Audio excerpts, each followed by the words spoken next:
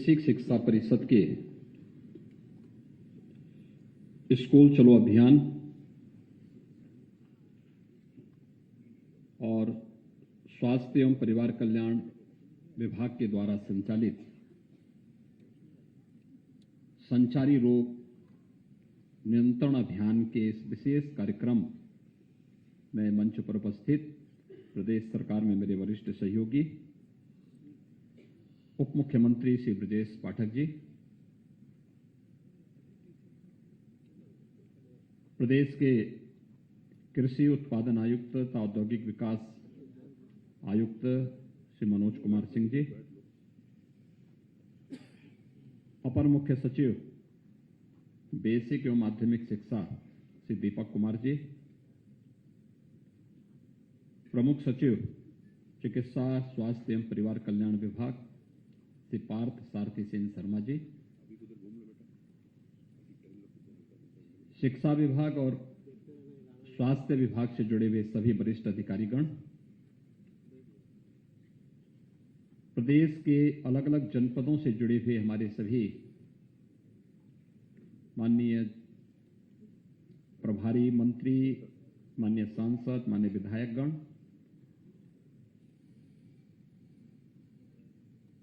उपस्थित सभी प्रदेश के हमारे शिक्षकगण और प्यारे बच्चों,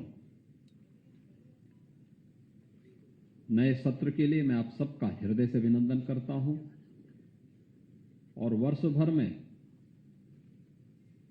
आपका पूरा कार्यक्रम उत्साह और उमंग के साथ आगे बढ़ सके, इसके लिए इन दोनों कार्यक्रमों को एक साथ करते हुए मुझे इसका शुभारंभ करते हुए मुझे अत्यंत प्रसन्नता की अनुभूति हो रही है। इस अवसर पर मैं इन दोनों कार्यक्रमों के प्रति अपनी शुभकामनाएं आप सबके प्रति व्यक्त करता हूं। हम सब जानते हैं उत्तर प्रदेश देश की आत्मा निवास करती है। उत्तर प्रदेश में प्राचीन काल से ही शिक्षा का और स्वास्थ्य का एक केंद्र बिंदु उत्तर प्रदेश रहा है। अगर शिक्षा के क्षेत्र में आप देखेंगे तो काशी प्राचीन काल से ही इसके लिए जग विख्यात रही है। प्रयागराज ने एक लंबे समय तक शिक्षा के क्षेत्र में, उच्च शिक्षा के क्षेत्र में लोगों को अपनी ओर आकर्षित किया। भारत के वैदिक ज्ञान को लिपिबद्ध करने की जो भूमि रही है, यही बगल में सीतापुर का नैमिषारण्य है। प्राचीन काल से ही भारत के ज्ञान और विज्ञान की, अध्यात्म की धरती होने के नाते उत्तर प्रदेश का इसमें एकाधिकार भी था। लेकिन समय के अनुरूप अपने आप को तैयार न करने के कारण एक समय ऐसे भी आ गया था जब उत्तर प्रदेश की पहचान अपने ज्ञान, अपने विज्ञान, अपनी समृद्धि और अपने संसाधनों से नहीं, बल्कि उत्तर प्रदेश के अंदर की अराजकता, गुंडागिर्दी, दंगे और अव्यवस्था और अराजकता उत्तर प्रदेश की पहचान बन गई थी। बीमारी उत्तर प्रदेश की पहचान बन गई थी। अव्यवस्था, भ्रष्टाचार ये उत्तर प्रदेश की पहचान बन चुकी थी। लेकिन पिछले 6 वर्षों के अंदर आदरणीय प्रधानमंत्री जी के मार्गदर्शन में प्रदेश सरकार ने जो कदम उठाए, आज उसके परिणाम हर एक क्षेत्र में देखने को मिल रहे हैं। स्कूल चलो अभियान, इस अभियान का शुभारंभ हम लोगों ने 1 जुलाई 2017 में प्रारंभ किया था। उस वर्ष जुलाई में इसलिए ये कार्यक्रम प्रारंभ किया क्योंकि सरकार ही 19 मार्च को बनी थी और मार्च के बाद फिर इन कार्यक्रमों को आगे बढ़ाते बढ़ाते जुलाई 17 में हम लोगों ने स्कूल चलो अभियान के कार्यक्रम को कुकरेल में प्रारंभ किया था। एक सफल कार्यक्रम रहा। आप याद करिए, प्रधानमंत्री मोदी जी ने 2014 में आने के साथ ही स्कूल में जो ड्रॉप आउट रेट था, खासतौर पर 5वीं और 8वीं क्लास पास होने के बाद बच्चे स्कूल छोड़ देते थे, खासतौर पर बालिकाओं की संख्या इसमें ज्यादा थी। इसी के लिए उस समय एक स्लोगन दिया था, बेटी बचाओ और बेटी पढ़ाओ का। इसमें भी आप देख रहे होंगे दोनों विभाग साथ काम कर रहे हैं, स्वास्थ्य विभाग भी और शिक्षा विभाग भी। एक साथ ये कार्यक्रम एक साथ चले थे, लेकिन उत्तर प्रदेश में किन्हीं कारणों से उन्हें लागू करने में देर हुई। जुलाई 2017 में हम लोगों ने स्कूल चलो अभियान आगे प्रारंभ किया था और इस कार्यक्रम के माध्यम से हम लोगों ने एक प्रयास प्रारंभ किया कि कोई भी बच्चा स्कूल जाने से वंचित न रह जाए। इसके लिए जो हमारे शिक्षकगण हैं उनकी मदद लेकर के, चुने गए जनप्रतिनिधियों की मदद लेकर के, स्वास्थ्य शिक्षा विभाग से जुड़े हुए अन्य कार्मिकों की मदद लेकर के बृहद पैमाने पे कार्यक्रम चला है। और मुझे बताते हुए प्रसन्नता है कि जो संख्या जुलाई 17 में हमारे सामने केवल 1,34,00,000 की थी, आज वो बढ़कर के 1,92,00,000 के आसपास से 1,92,00,000, यानी ये संख्या जो बढ़ी है, ये बढ़ी हुई संख्या इस बात को प्रदर्शित करती है कि प्रदेश के अंदर ये कार्यक्रम सफलतापूर्वक आगे बढ़ा। आज हमारे सामने जब हमारे विधायक गण आते हैं, जनप्रतिनिधि गण आते हैं, तो वह अपने विधानसभा क्षेत्र में बेसिक शिक्षा परिषद के स्कूलों में ऑपरेशन कायाकल्प के माध्यम से हुए परिवर्तन के बारे में चर्चा जरूर करते हैं। ड्रॉप आउट रेट का कारण क्या था? विद्यालय के भवन जर्जर थे, फर्श अच्छा नहीं था, विद्यालय में के भवन के ऊपर बड़े बड़े पेड़ जमे हुए थे, बालक और बालिकाओं के लिए अलग अलग टॉयलेट नहीं थे, पेयजल की सुविधा नहीं थी, यानी ये बुनियादी चीजें थी। लाइब्रेरी और स्मार्ट क्लास की बात तो बहुत दूर थी। आधे से अधिक बालिकाएं ऐसी थी जो नंगे पैर स्कूल आती थी। बालकों में भी यह संख्या 40% के आसपास ऐसा था जो नंगे पैर स्कूल आते थे। यूनिफॉर्म बहुत अच्छी क्वालिटी की नहीं थी, जो एक यूनिफॉर्म मिलती भी थी तो वह सत्र समाप्त होने के बाद आ पाती थी। और उस समय मैंने इस बात को महसूस किया कि जिन बच्चों के प्रति हम लोग इतने लापरवाह हैं, यह केवल एक मासूम बच्चा नहीं है, वह हम अपने भविष्य के प्रति लापरवाह हैं। ये केवल प्रदेश का भविष्य नहीं बल्कि देश के भविष्य के प्रति हम इस प्रकार की लापरवाही अपना रहे हैं।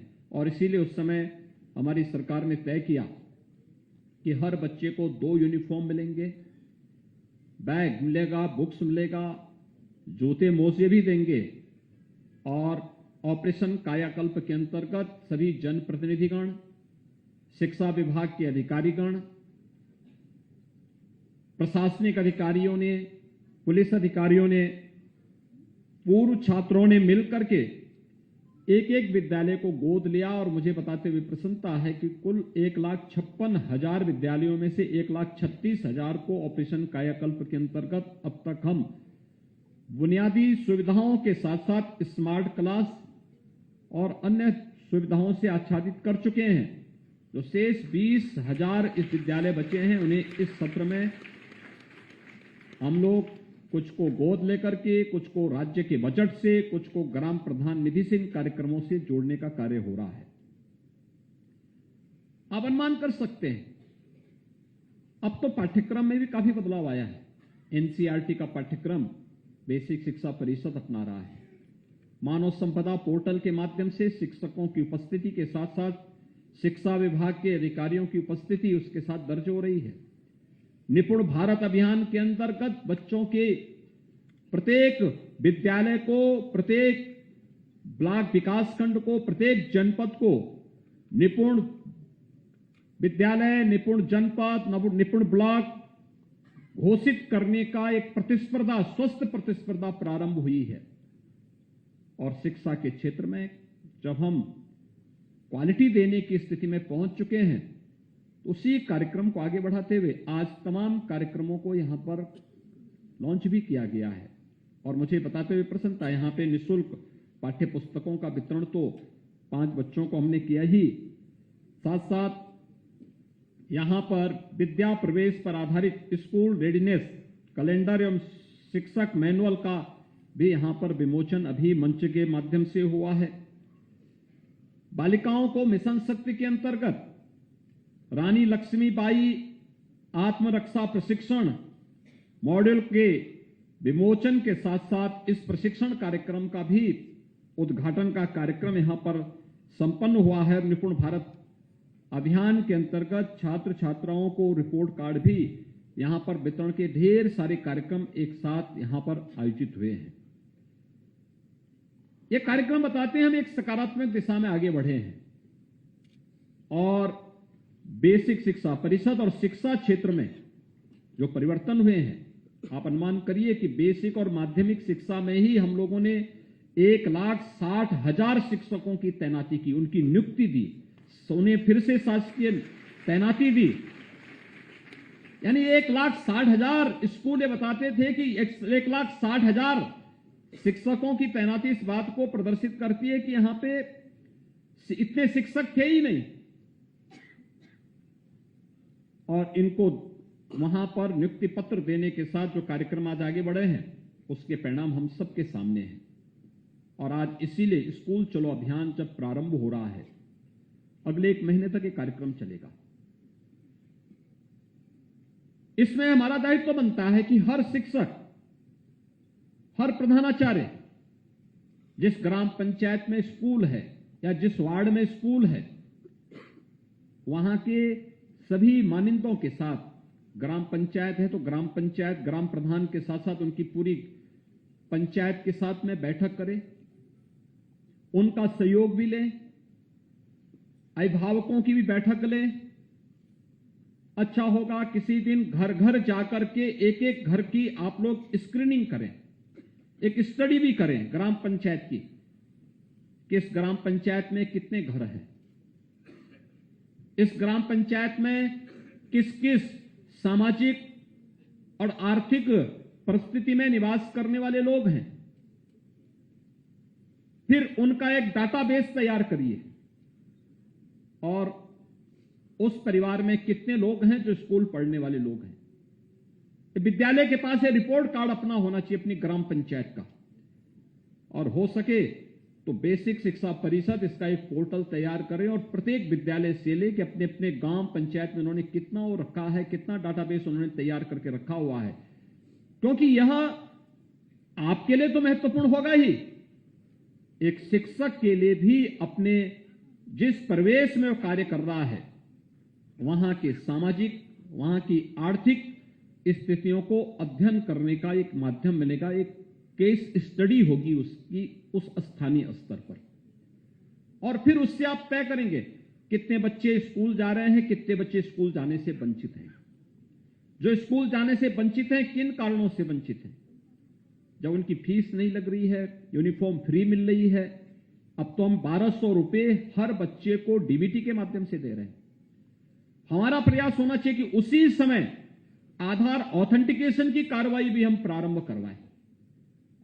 पूरे प्रदेश के अंदर सभी जिलाधिकारीगण इस बात को सुनिश्चित करेंगे कि एक एक नोडल अधिकारी तैयार करें और बेसिक शिक्षा अधिकारी जो ये बीएसए हैं उनके साथ मिलकर के हर विकासखंड का, हर ग्राम पंचायत का एक तैयार करते हुए इस बात को सुनिश्चित करें कि अलग से कोई व्यवस्था नहीं, बल्कि उसी के साथ इस 1 महीने के कार्यक्रम के साथ, जिससे 1 महीने के कार्यक्रम के बाद डीबीटी के माध्यम से जो धनराशि इन बच्चों के अभिभावक के अकाउंट में जाना है, वह तत्काल हम अगले 1 महीने 2 महीने के अंदर इस पैसे को उन परिवारों के, उन अभिभावकों के खाते में भेज सके, जिससे समय पे यूनिफॉर्म मिल सके बच्चों को, समय पे वे बैग खरीद सकें, समय पे जूते मोजे का खरीद कर सकें और फिर जाड़ा आने के पहले उन बच्चों के लिए स्वेटर की व्यवस्था भी कर सकें। समय से ये सारे कार्यक्रम आगे बढ़ने चाहिए, समयबद्ध तरीके से इन कार्यक्रमों को आगे बढ़ाया जाना चाहिए। हम खेल कूद की प्रतिस्पर्धा भी कराते हैं। हमारा प्रयास होना चाहिए कि कार्यक्रम हमें बाद में फिर नवंबर दिसंबर के दौरान छुट्टियों के आसपास इन कार्यक्रमों को हम करें।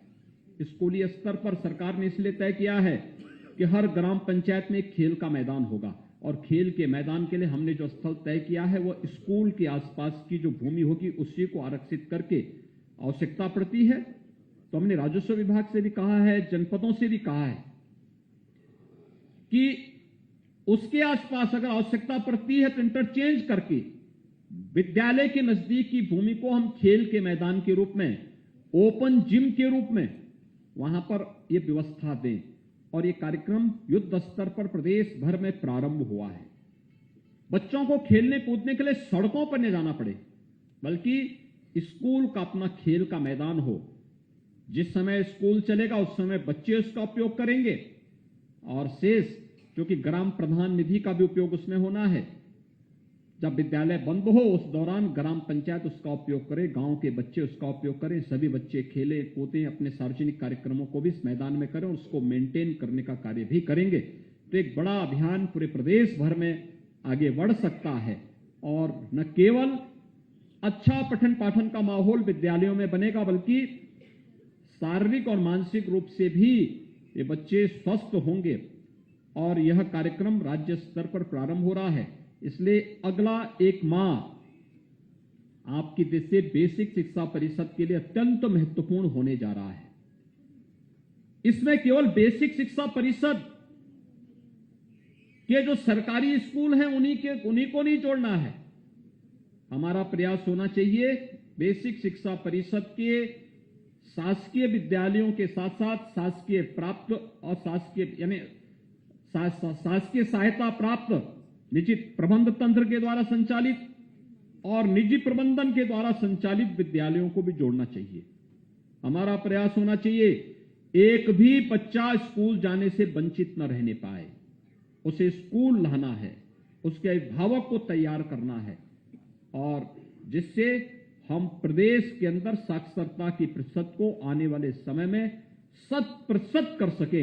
यह 100% साक्षरता उत्तर प्रदेश की एक बड़ी पूंजी होगी। आने वाले समय में इस अभियान को आगे बढ़ाने की आवश्यकता है। कोई व्यक्ति अंगूठा क्यों टेकेगा? अपना हस्ताक्षर करे।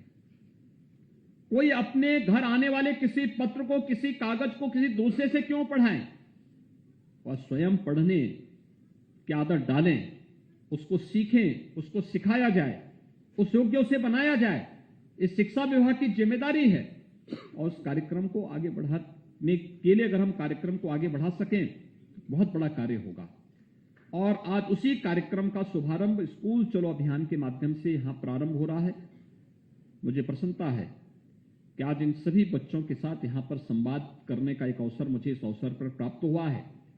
और इसी कार्यक्रम की दूसरी कड़ी है संचारी रोग नियंत्रण का कार्यक्रम।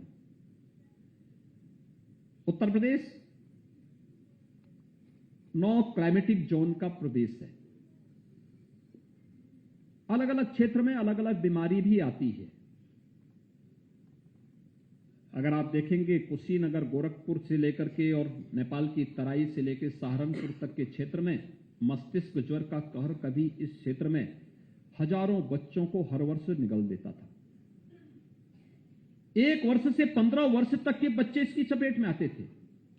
एक बड़ा भारी वहां पर लोगों के मन में भय और दहशत का माहौल पैदा होता था जुलाई से लेकर नवंबर दिसंबर तक। तो वाराणसी और उसके आसपास के क्षेत्र में हम देखते थे कालाजार फैलता था।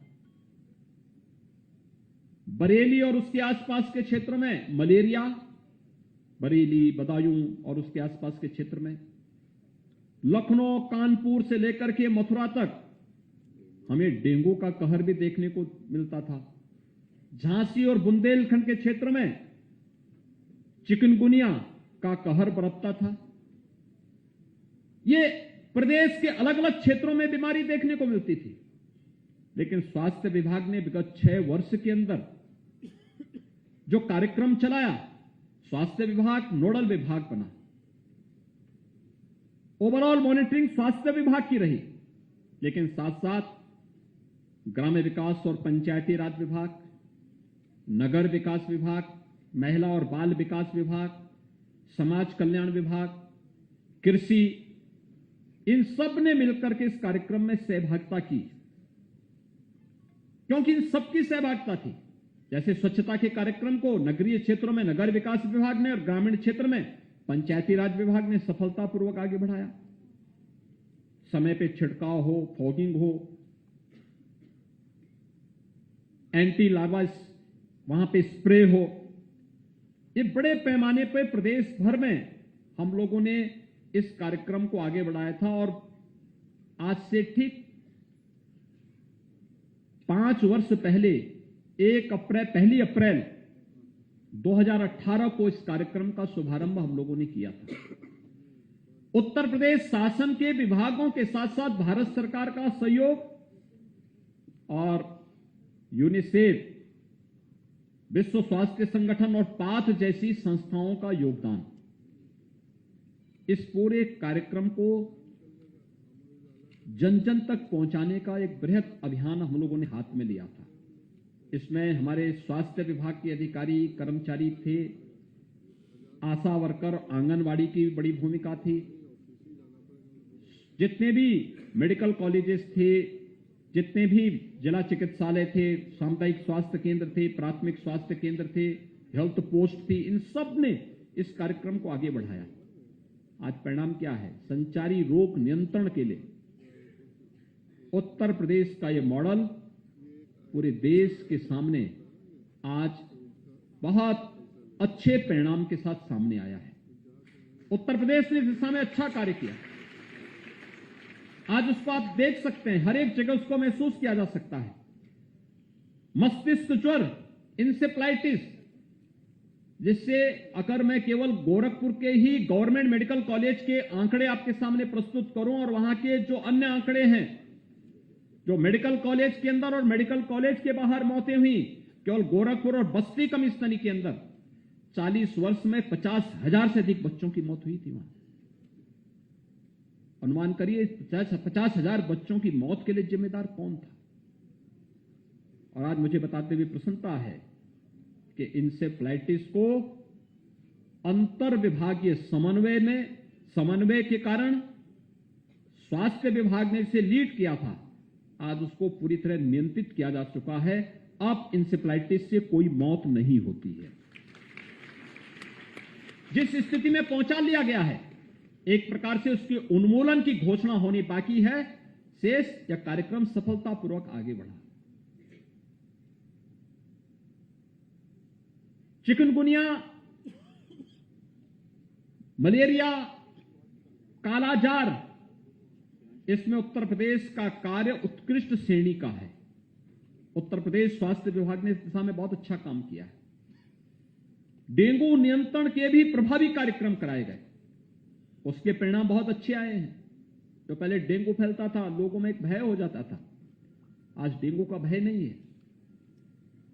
एक सामान्य सी बीमारी रह गई है और इसीलिए इसकी चपेट में जितनी बीमारियां हैं इनकी चपेट में ज्यादातर बच्चे आते थे, ज्यादातर बच्चे इसकी चपेट में आते थे, क्योंकि इसमें मच्छर से ही फैलने वाली ज्यादातर बीमारियां हैं। मच्छर की प्रकृति अलग अलग हो सकती है, और बच्चे चूंकि खेलते हैं, इनमें से कुछ मच्छर ऐसे थे जिनके सुबह और शाम काटने से भी बीमारी फैलती थी, कुछ ऐसे थे जिनके कारण जो किसी अन्य समय में नुकसान पहुंचाते थे। और इसलिए स्कूल चलो अभियान और संचारी रोग नियंत्रण का एक कार्यक्रम एक साथ यहां पे प्रारंभ किया गया। इसमें सबसे ज्यादा भूमिका होनी चाहिए स्वच्छता की। स्वच्छता का है, शुद्ध पेयजल का है, इसमें बड़ी भूमिका होगी। एक स्वच्छता हमारे घर के आसपास, और मैं सभी अपने शिक्षकों से भी अनुरोध करूंगा, हमें इंटरेक्शन बढ़ाने की आवश्यकता है। केवल स्कूल में जाकर के केवल अपने पाठ्यक्रम को पढ़ा लेना ही एक योग्य शिक्षक का काम नहीं है। अभिभावक के साथ भी संवाद बनाना, सकारात्मक रूप से बच्चों के भावक को बच्चे के रिपोर्ट कार्ड के बारे में अवगत कराना। आवश्यक नहीं कि सभी बच्चे पारंगत हो, सभी बच्चे योग्य हों, यह आवश्यक नहीं। एक योग्य शिक्षक का दायित्व बनता है कि जो योग्य नहीं उसको योग्य बनाना। जो योग्य है तो अपनी प्रतिभा से है ही योग्य, लेकिन अगर आप कोई कमजोर बच्चे को योग्यता की श्रेणी में ला देते हैं, यह आपकी उपलब्धि होगी। अगर आपका बेहतरीन संवाद है और एक रचनात्मक और सकारात्मक सहयोग आप इन बच्चों के लिए उपलब्ध करवा रहे हैं, तो बच्चा आजीवन आपको सम्मान करेगा, आजीवन आपको सम्मान करेगा। अन्यथा समय और वक्त ये किसी को बख्शता नहीं है। याद रखना, ये हर व्यक्ति के कर्मों का फल उसे उसके रहते हुए ही दे भी देता है, बता भी दे देता है। आज आप देख रहे होंगे ना, प्रदेश भर में जो माफिया पहले सत्ता को अपना सरप्रस्त मानते थे कुछ नहीं, और आज उनकी क्या दुर्गति हो रही है, क्या दुर्गति हो रही है उनकी, किस स्थिति में पहुंच रहे हैं, कैसे उनको सजा हो रही है, कैसे उनकी सजा होने पर आज प्रदेश भर में और देश भर में तालियां बजती हैं, लोग खुशहाली मनाते हैं कि इस पापी को सजा हो गई, अच्छा हुआ। ये जानते हैं व्यक्तिगत रूप से हम में से किसी का उसने नुकसान नहीं पहुंचाया होगा, जिस क्षेत्र विशेष में उसने किया होगा, लेकिन पीड़ित हर व्यक्ति था इस बात को लेकर के, क्योंकि अत्याचारी है, अन्यायी है, और अत्याचारी और न्यायी के साथ कभी व्यक्ति कभी खड़ा नहीं होता, समाज कभी उसके साथ खड़ा नहीं होता, आने वाली पीढ़ियां कभी उसके साथ खड़ी नहीं होती। जो व्यक्ति गलत करेगा उसका भुक्तभोगी उसको बनना ही पड़ेगा, हर हाल में बनना है। और हमें भी इंटरेक्शन बनाते समय इस बात को ध्यान रखना पड़ेगा कि हम सकारात्मक रूप से अभिभावक को बताएं, बच्चा अच्छा कर रहा है, थोड़ा और मेहनत कर लेंगे तो अच्छा होगा। आप नकारात्मक रूप से मत बोले कि बच्चा किसी लायक नहीं, ये मत बोलिए। अगर आप बोलते हैं तो अभिभावक को अपने बच्चे के प्रति दृष्टिकोण को खराब करते हैं। सकारात्मक भाव के साथ, अच्छा है, थोड़ा और मेहनत करेगा और अच्छा हो सकता है, उस थोड़ी मेहनत के लिए हम भी मेहनत करेंगे, आप भी प्रयास करिए, और ये अच्छी दिशा में आगे बढ़ेंगे। प्रतिभाशाली बच्चे हैं, इनको सही मार्ग पर चलने की प्रेरणा कर देना, सही मार्ग पर आगे बढ़ाने की तैयारी करना, और साथ साथ हो सके तो घर, एक घर में सप्ताह में या 15 दिन में एक बार अगर आपका विजिट हो सके, अलग अलग शिक्षक, अलग अलग प्रधानाचार्य अलग अलग क्षेत्रों में जा सकें, जाएंगे तो छात्र के मन में भी सम्मान का भाव पैदा होगा, अभिभावक के मन में भी सम्मान का भाव पैदा होगा। और साथ साथ जब जाते हैं तो देखें साफ सफाई है कि नहीं है, बात व्यवहार कैसा है बच्चे का अपने माता पिता के प्रति, माता पिता के बच्चे के प्रति, और फिर उनको अगर आप बता सकें इसके बारे में। मैं देखता हूं जिन शिक्षकों ने अच्छा काम किया है, जब कभी उनका उस विद्यालय से ट्रांसफर होता है तो पूरा गांव, पूरा समुदाय बड़ा भावुक होता है। हमारे पास पत्र लिखता है कि फलाने शिक्षक का ट्रांसफर हो गया है, कुछ दिन और रुक जाता तो और अच्छा होता। यानी इसको हम लोग अपनी उपलब्धि मानते हैं कि कम से कम हमारा एक शिक्षक ऐसा भी है कि जिसके लिए गांव रो रहा है, गांव जिसके प्रति सम्मान का भाव व्यक्त करता है। यह एक उपलब्धि है एक शिक्षक की। लेकिन हम कहते हैं कि भाई देखो, शिक्षक है, ट्रांसफर पोस्टिंग शासकीय सेवा का एक हिस्सा होता है, और अगर ये अच्छे हैं तो इस अच्छे पर अधिकार और भी लोगों का होना चाहिए। इन्होंने एक मानक तय किया है, आने वाले जो शिक्षक होंगे उनके लिए मानक होगा, ये और भी जगह जाएंगे और अच्छा काम करेंगे। लेकिन जो बुरा है उसको देखकर लोग पहले बोलते हैं कि साहब इसको हटा देते तो अच्छा था, हमारे यहां किसी को मत भेजिए लेकिन इसको तो हटा ही दीजिए।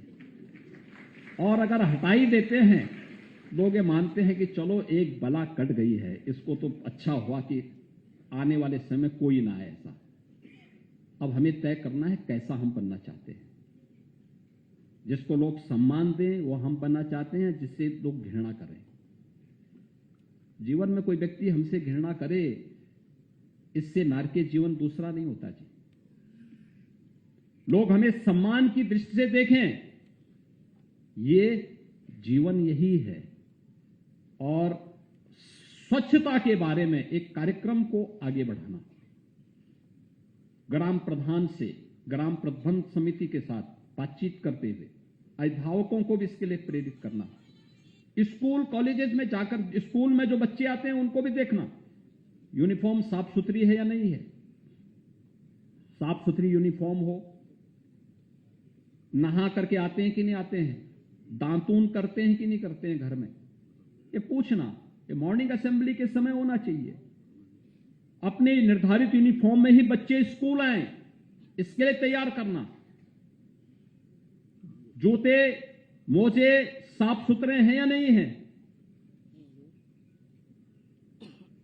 विद्यालय की यूनिफॉर्म को घर जाने पर उतार करके घर के दूसरे कपड़े होने चाहिए। स्कूल में अच्छे ही कपड़े, साफ सुथरे कपड़े पहन करके आए, इसके लिए बच्चों को बताना। नहीं तो पता लगता कुछ बच्चे खेलते खेलते खेलते रात्रि में भी जूते मोजे पहन करके सो जाते हैं, कोई बोलने वाला नहीं। अगर आप बताएंगे नहीं, कैसे होगा, उन बच्चों को कैसे पता लगेगा। स्वच्छता के प्रति जितना बृहद आप उनको जानकारी दे पाएंगे, इस संचारी रोग को नियंत्रण करने में उतनी ही सफलता प्राप्त होगी। दूसरा, विद्यालय में भी इस बात को देखना कि आपके यहां टॉयलेट बनाए गए हैं, बालक बालिकाओं के लिए बनाए गए होंगे, बनाए गए या अगर कहीं खराब हो गए तो उसको ठीक करवाना, उसकी नियमित सफाई करना। ग्राम पंचायत में सफाई कर्मियों के साथ या नगर निकायों में उनको भी बोल करके साफ सफाई के कार्यक्रम को वहां ठीक करना, नियमित सफाई हो। जो जल की आपूर्ति हो रही है, जहां पे आरओ है, आरओ की भी समय समय पे मरम्मत करवाना। ऐसा तो नहीं कि पुराना पानी है और वही महीनों से टंकी में सड़ रहा है, वही पानी बच्चे पी रहे हैं, फिर तमाम इन्फेक्शन के शिकार हो रहे हैं। ये छोटी छोटी चीजें हैं जिसको ध्यान देंगे तो उन बच्चों के स्वास्थ्य को भी आप ठीक रख पाएंगे और गांव के लोगों को भी इसके बारे में आप बता पाएंगे। ये कार्यक्रम आपके स्तर पर आगे बढ़ना। बच्चे स्कूल आए हैं, हर प्रकार के टीकों से आच्छादित हैं या नहीं है। पिछले 6 वर्ष के अंदर स्वास्थ्य विभाग ने मातृ मृत्यु दर और शिशु मृत्यु दर को बहुत अच्छे तरीके से नेशनल एवरेज तक पहुंचाने का कार्य किया है। कुछ क्षेत्र में तो नेशनल एवरेज से आगे बढ़ रहा है, अच्छा चल रहा है। इसमें भी एक केवल स्वास्थ्य विभाग की जिम्मेदारी नहीं है, हमारी भी जिम्मेदारी है। आशा वर्कर के साथ, आंगनबाड़ी के साथ संवाद बनाना। हम लोग आंगनबाड़ी को भी प्री प्राइमरी के रूप में आगे बढ़ाने का कार्य कर रहे हैं। अभी से उनके साथ संवाद बनाना, उन बच्चों को भी अपने साथ जोड़ने का कार्यक्रम करना। सांस्कृतिक कार्यक्रम होते हैं विद्यालय के, जब किसी भी राष्ट्रीय पर्व के अवसर पर उस कार्यक्रम में उन बच्चों को भी बुलाना, क्योंकि 1 वर्ष के बाद तो कुछ बच्चे आपके स्कूल में आएंगे, प्रवेश करेंगे। मिष्ठान वितरण में उनको भी सहभागी बना देना। ये सभी कार्यक्रमों को अगर आप करेंगे तो बच्चों के मन में भी और अभिभावक के मन में भी एक सम्मान का भाव पैदा होगा, और साथ साथ स्वास्थ्य संबंधी जो जानकारी होनी है वो इन सभी बच्चों को भी प्राप्त होगी, अभिभावकों को भी प्राप्त होगी, लोग उसके बारे में जागरूक होंगे। ये कार्यक्रम इसीलिए प्रदेश भर में अगले 1 महीने तक चलेगा, और 17 अप्रैल से लेकर 30 अप्रैल तक दस्तक अभियान चलेगा, जिसमें आशा वर्कर हर घर में जाकर के दस्तक देगी, बताएगी कि क्या क्या हमें सावधानी बरतनी है इन बीमारियों के प्रति, चाहे वह मस्तिष्क ज्वर हो, कालाजार हो, चिकनगुनिया हो, मलेरिया हो, डेंगू हो, इस सभी के प्रति। इसके अलावा बहुत सारे लोग टीबी से, तपेदिक से भी पीड़ित होते हैं।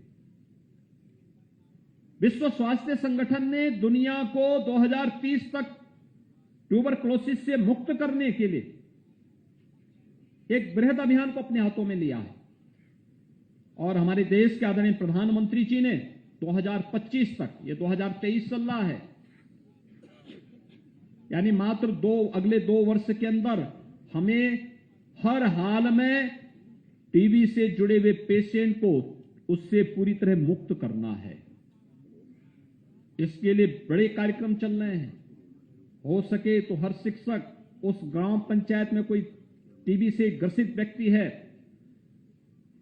उसको गोद ले। गोद लेने का मतलब उसकी जिम्मेदारी इस बात को लेकर के लें, सरकार उसको कुछ सहायता देती है।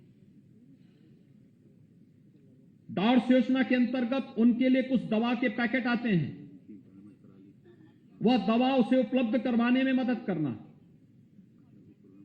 सीएमओ के यहां तक पहुंचा करके, और उस प्रकार के रोगियों को कहना कि वे मास्क लगा करके रखें, थूके ना इधर उधर, दवा नियमित रूप से ले, जो दवा दी गई है जैसे डॉक्टर कहते हैं उसके अनुसार दवा ले, और उनके लिए खुराक के लिए भी एक निश्चित धनराशि उपलब्ध कराई गई है।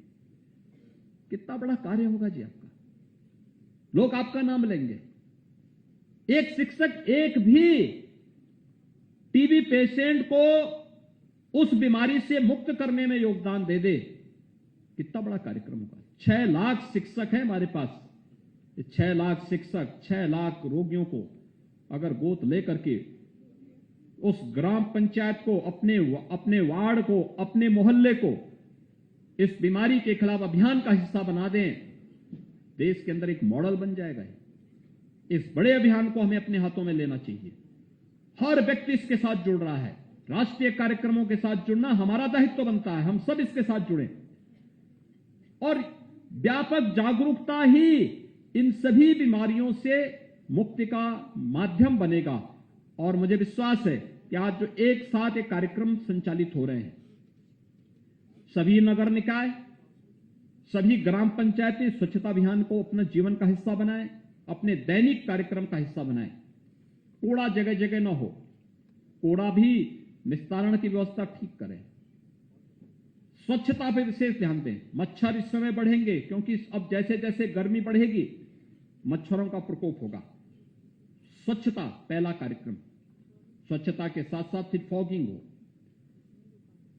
जहां पर फॉगिंग होना है, जहां पर अन्य छिड़काव होने, इन सभी कार्यक्रमों के साथ नगर निकाय जुड़े, ग्राम पंचायतें जुड़े, विभिन्न बृहद स्तर पर इन कार्यक्रमों को आगे बढ़ाएंगे तो ये शुद्ध पेयजल की आपूर्ति नगरीय क्षेत्रों में नगर विकास करेगा, ग्रामीण क्षेत्र में ग्राम्य विकास और ग्रामीण जलापूर्ति विभाग इस कार्यक्रम को करेगा।